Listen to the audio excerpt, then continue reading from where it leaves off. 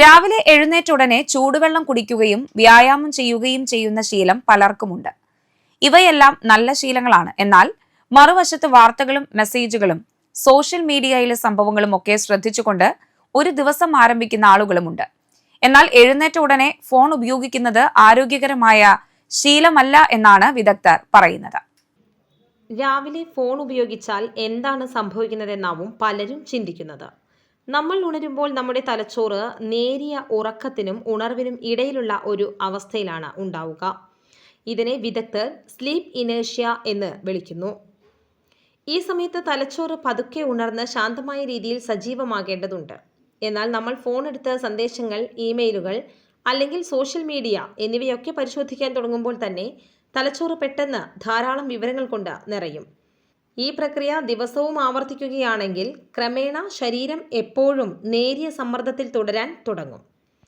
രാവിലെ ഫോൺ സ്ക്രീനിൽ നിന്നുള്ള വെളിച്ചം നിങ്ങളുടെ ശരീരത്തിൻ്റെ സ്വാഭാവിക ഘടികാരത്തെ തടസ്സപ്പെടുത്തുന്നു.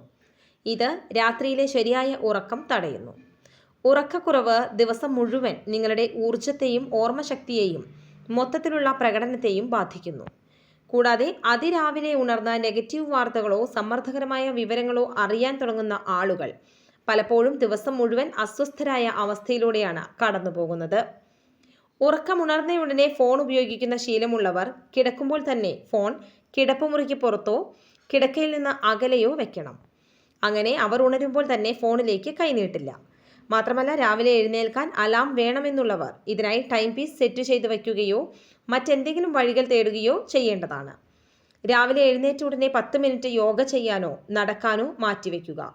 15 മിനിറ്റ് നേരം വാതിലോ ജനാലയോ തുറന്ന് അല്പം കാറ്റും വെളിച്ചവും കൊള്ളുക. എഴുന്നേറ്റാലുടൻ തനിക്ക് ചെയ്യാൻ ഒരുപാട് കാര്യങ്ങളുണ്ടെന്നും അവ ഏതൊക്കെയാണെന്നും പ്ലാൻ ചെയ്യുക. അങ്ങനെ ചെയ്യുമ്പോൾ നിങ്ങൾക്ക് ഫോൺ എടുത്തു നോക്കാൻ തിരക്ക് കൂടില്ല.